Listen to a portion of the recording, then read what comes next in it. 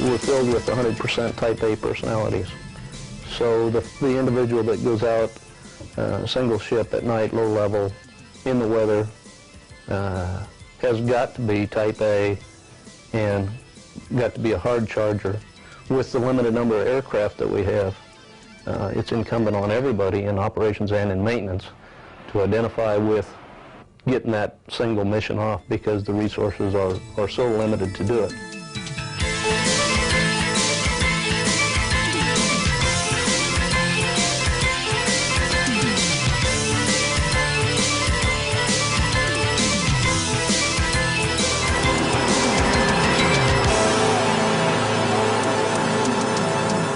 The 7th for a long time was a single squadron in the European theater. For a number of years, almost 10 years, there was no wing structure, no numbered Air Force. We reported directly back to the States, so that the squadron members had to take the mission from cradle to grave, as you would say, from the initial inception, working with the Army and Navy forces, working the planning, all the way through to mission execution.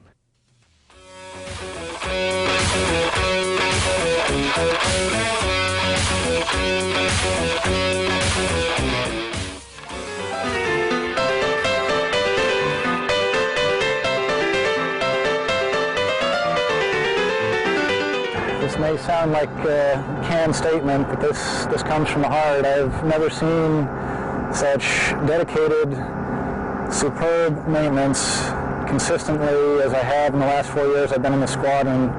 The launch rate for these aircraft, as hard as we fly them, is just phenomenal. Coming from 2 previous Slick squadrons, I can remember very regularly going to a spare and a second spare, and that just doesn't happen here.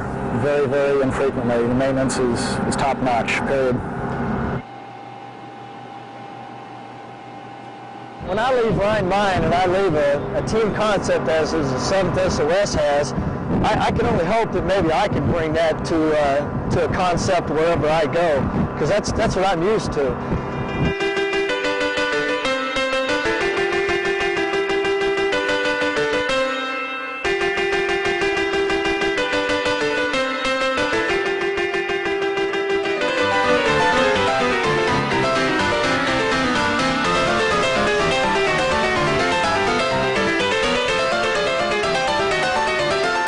It takes a lot of heart to maintain a Blackbird. It takes about 150% of heart and a lot of work to maintain a Blackbird. I think what I've enjoyed most about the 7th SOS is the fact that there are such a capable group of people that, in spite of the fact that we've been labeled as cowboys, loose cannons, and some other less complimentary names, we've earned them because we are very capable of working autonomously. If we're asked to do something, we have the capability, the know-how, and the desire to go out and get the job done. We'll go out and do anything within our capabilities for whoever asks us to do it.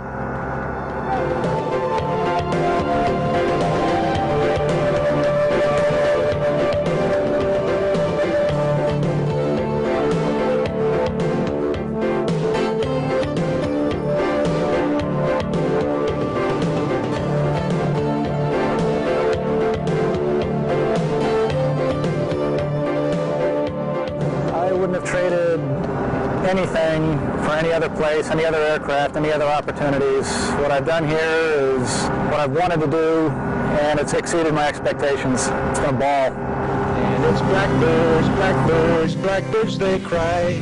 Gave me an ascot as blue as the sky.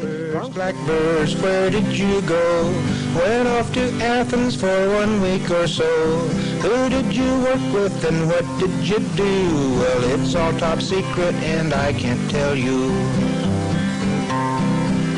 Our pilots are brave and our nav show no fear. The loads and the engineers drink lots of beer. Evils play cribbage and show lots of wit. The Arlos keep saying diddy-da-diddy-dit. There are many times that I've thought about this mission could be it, just by virtue of nature of the threat that we were going into.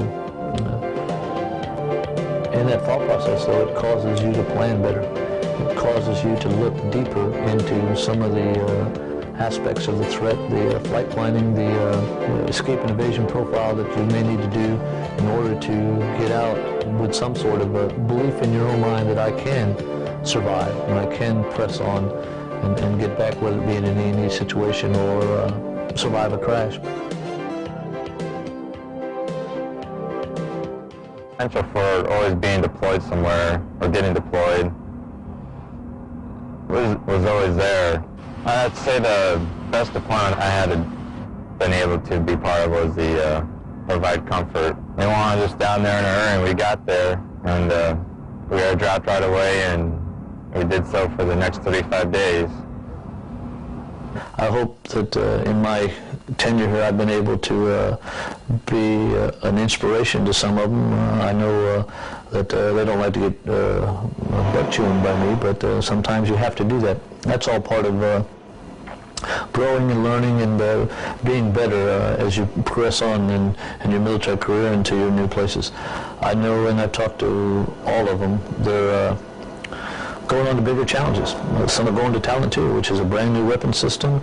It's not been flying long. There's a lot of bugs that they have to work out in that. They're old Combat Talon I guys, per se, but they're brand new to Combat Talon II. They've got to bring that spirit, that camaraderie, that drive and desire to that airplane. I know that all of my guys will be able to do that. Come on and say it, and please don't be mad. Blackbirds from Rhine-Main aren't really that bad. I am an airman and I fly the skies to hell and back. I don't care if I die. I have learned one thing about this SOS. It's still just the Air Force, one hell of a mess. Come on, you blackbirds, we're counting on you. Well, the people that I've met here, I won't really feel like I'm leaving because the special operations community is fairly small, so I'm sure I'll see them again, probably not within the next year, but within the next year and a half, 2 years. I'm sure I'll see most of them again at one place or another because being the size that it is with our travels, we usually run across each other quite a bit. We fly the blackbird low and slow, haboo, haboo. We fly the blackbird low and slow, haboo, haboo.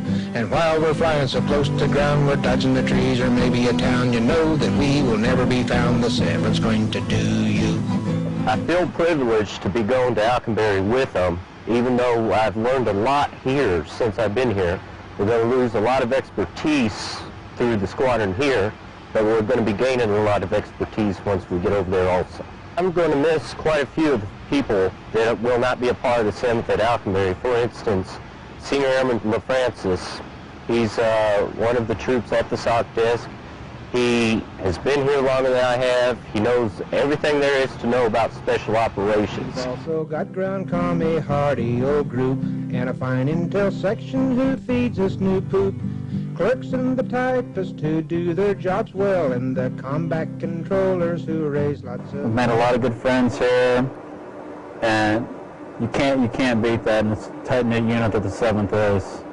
We have a lot of good times, we've gone on a lot of great TDYs, and I'm going to miss it a lot. Bouncing 7th Blackbird, flying low between the hills. I should have been a good boy and taken airsick pills, for there's nothing worse than puking for the whole air crew to see on a bouncing 7th Blackbird as we're smoking through the trees.